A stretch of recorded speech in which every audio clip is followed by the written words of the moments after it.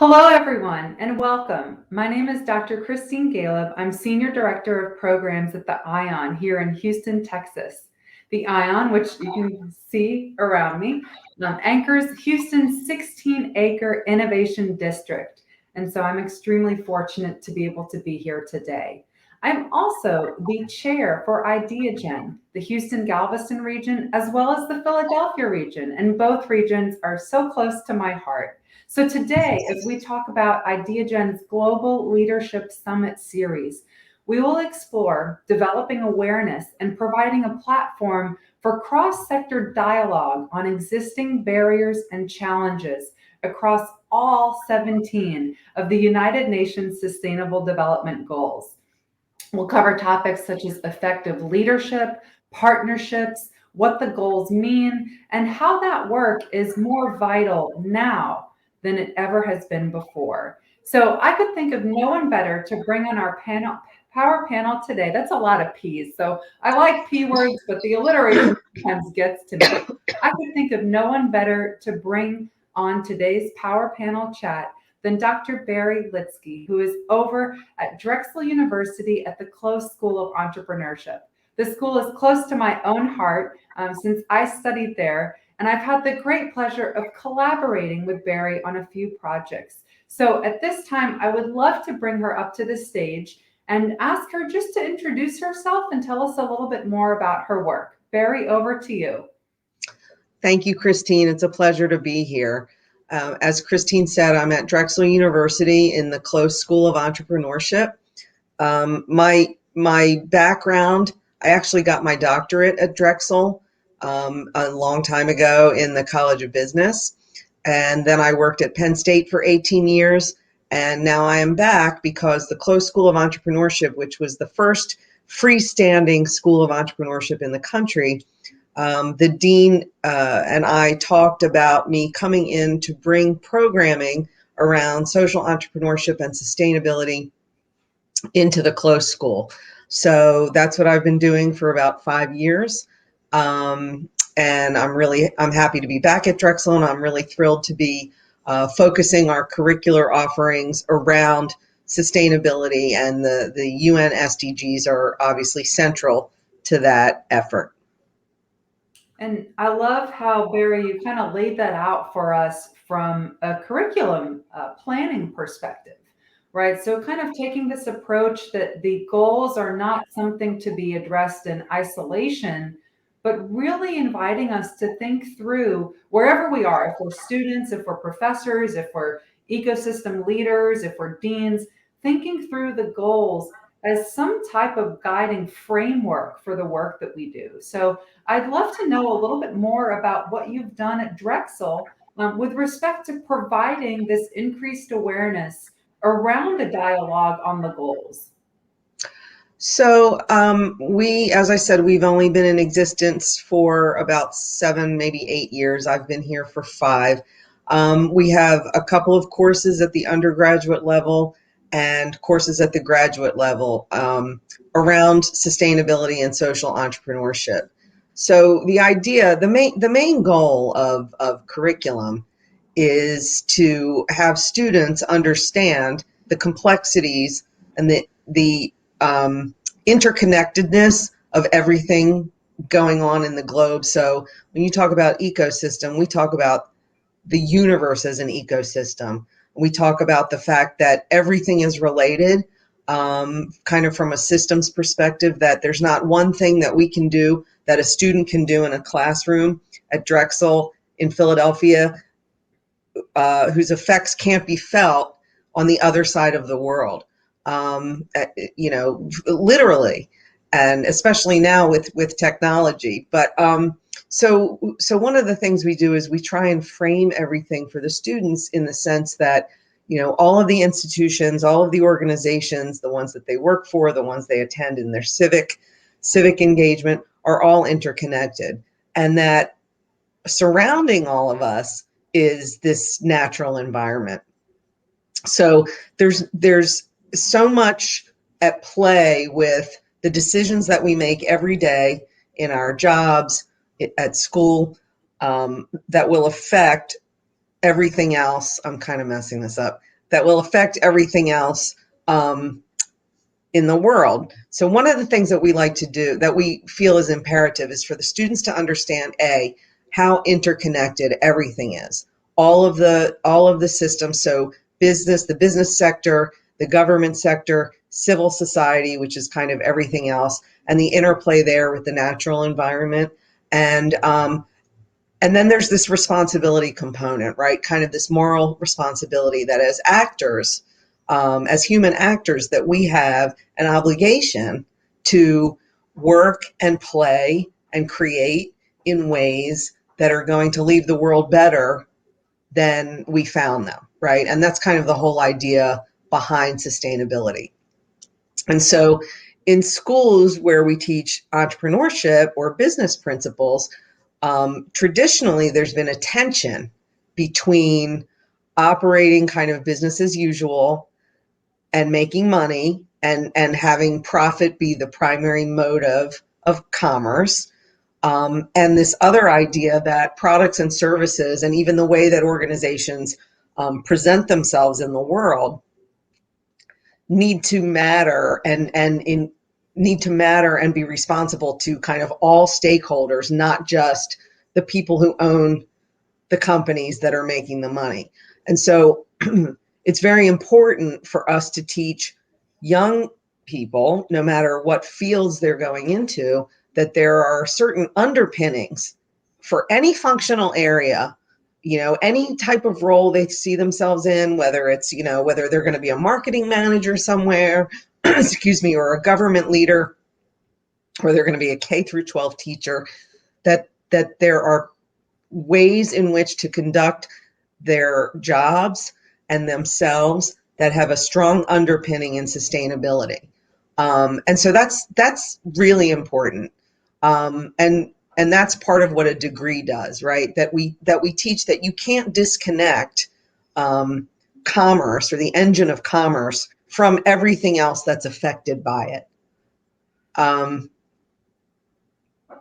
don't know if I answered your question, but I think you did, and I think you beyond exceeded what I thought you would say. So I think this is amazing. And several of the nuggets of wisdom that you gave us, we come back to this notion of sustainability. And I think just in, back on my own experience, I didn't even hear that word as much 10, 20, 30 years ago, right? That wasn't in people's dialogue. It wasn't in our thoughts, our conscious awareness. And now I not only hear it, talked about in our dialogue, but I see professors such as yourself teaching students what that actually means. I think that's the other key piece of this, is that when you open a book, when you read a piece of content, when you work on a discrete project, there's something that's kind of lost unless the directions say, approach this project from a lens of sustainability.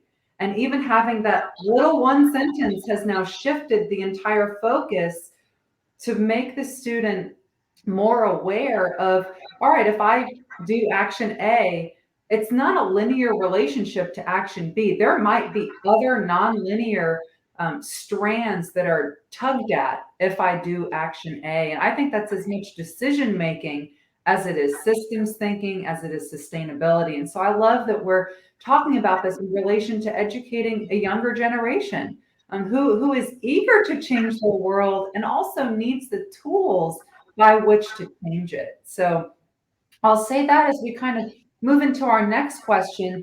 This is great, and kind of the movement to make sure that we're staying on top of sustainability is phenomenal. However, I'm sure it's not met without resistance and without some challenges and barriers. And that's part of the fun, right? Is maybe turning the corner and saying, whoa, I didn't even think of that. And immediately you start systems thinking to solve that problem. But could you talk a little bit about some of the barriers or challenges that you've experienced in this work, and then how you've mitigated them? Sure. So traditionally, I was in a school of business at Penn State, and like I mentioned, the framework for teaching business students is profit maximization. And when you have individual, and so you sort of teach things like organizational behavior and business ethics to what kind of became as a way to sort of counteract this motive for profits,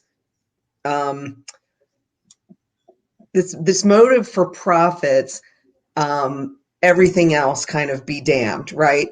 So in the field that I'm in, which is broadly described as business and society, scholars have been writing around this idea that, stockholder isn't necessarily king, that stakeholders, all stakeholders of an organization need to be taken into consideration when decisions are being made.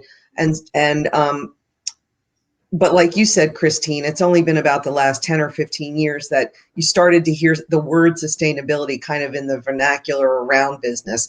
But it's really only been in the last couple of years that the large corporate entities that are so powerful around the globe, that the CEOs of the world's top corporations said, you know what, we really have to get on this sustainability thing. We really need to look at our operations. We really need to look at our processes and our practices and the services that we're providing and the products that we're serving. And we really need to start to understand how they are affecting the world. So between, 1991, when I started teaching, and a couple of years ago, it was kind of always an uphill battle to get the idea of sort of sustainability or businesses operating for more than just the economic bottom line, but what we call, the triple bottom line, the people bottom line, or social and the planet bottom line, or the environment, right? So within that period of time, people like myself and others who taught ethics and sustainability oftentimes had to sort of present a lot of reasons and a lot of scholarship to argue for including those kinds of things in a curriculum, in a business curriculum. And so a lot of business schools around the globe are, some were way ahead of the curve, and they started offering programming in sustainability and social entrepreneurship. I was thrilled to be able to come to the Close School, where my dean saw the value of it and wanted to add it, into the mainstream of our offerings. So I won't necessarily say that there were barriers in the sense that people said, you can't do this, but I didn't always have the kind of support that I needed to change curriculum and to offer programs around sustainability. So for example, a number of years ago, I created a graduate certificate called Sustainable Management Practices. And I did have the support of my colleagues, and I had done some focus groups with some corporate leaders and came up with a series of courses, but it never was really marketed.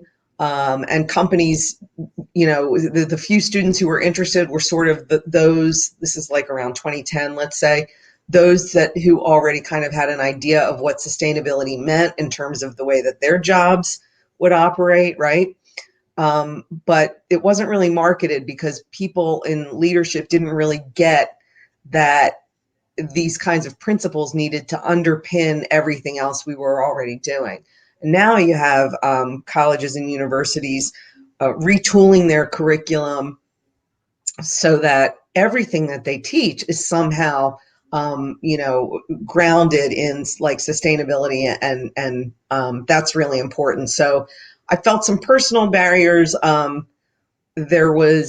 I think I was way too early to market. I was too early to market at that point because the world just wasn't ready for it. And now all of these schools are scrambling to come up with degrees and certificate programs and majors to do that, to underpin curriculum with these ideas of sustainability and ethics. And so that feels like a win to me. The fact that the Business Roundtable, which is the top corporate leaders around the globe, came out with a statement in 2018 that said we really need to start paying attention to this. The fact that now the SEC is going to start mandating that publicly traded companies report on ESG which is environment, social, and governance metrics. So it's been I've watched the field grow, and I've been part of it, and it's been thrilling at some points in time over the course of my career. I feel like I've been shouting into a black hole, but now I feel like, I'm starting to see, not just the fruits of my labor, but the fruits of the labor of all of the scholars that came before me. Some of the people who really helped to create the field of sustainability within like a business and entrepreneurial context, and their ideas, that have been written about for only about 60 years are really coming to fruition, and that's really thrilling and way long overdue as far as I'm concerned. I love it. And I want to make just a quick note in that the true visionaries see the world before everybody else sees it. And that's what makes them a visionary. And so I loved hearing your perspective on that, because you're absolutely right. It's been a long time coming. And really, until kind of the regulators get involved, where they say, you have to have this, it is a must. It is a non-negotiable. Um, we see change after that, because for the longest time it's kind of been this wild, wild west, and I can say that because I'm in Texas. Of anything, right? Anything goes. And now we're kind of backtracking a little bit on that, because we're discovering that, well, maybe that's not the best approach.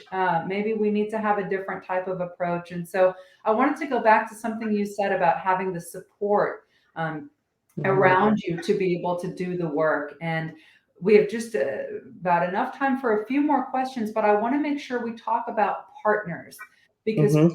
partners are invaluable to providing this support. And so I'd love your insight on what makes a good partner in this work. So from our perspective, we partner with individuals in the field like yourself who are actually boots on the ground doing the work. Oftentimes, we, when I say we, I mean academics, full-time college faculty. We kind of get kind of caught up in the university. You've heard the expression, the ivory tower. It's not because we don't want to be in the real world. It's just, it's a matter of where your priorities have to be, right? So if you're in the classroom or you're writing curriculum, you spend less time out in the world. So it's super important to engage with practitioners, people like you, individual business owners who are trying to implement metrics into their own businesses so that they have an idea of what their triple bottom line looks like. Associations that are willing to, professional associations or business associations that are willing to spend time with students, companies that are willing to have students do projects for them and with them so that students get real world experience.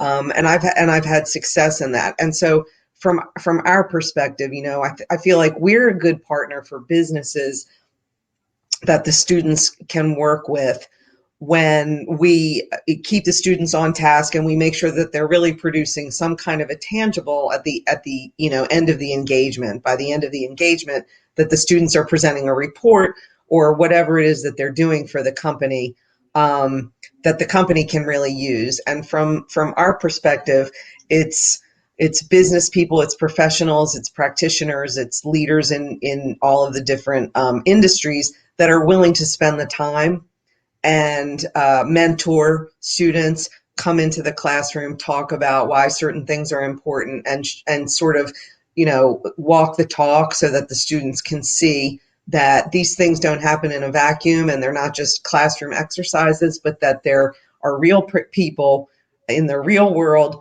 that are engaging in these practices that are slowly and surely making the world a better place. And I think that basically responsibility and open communication between partners is super important.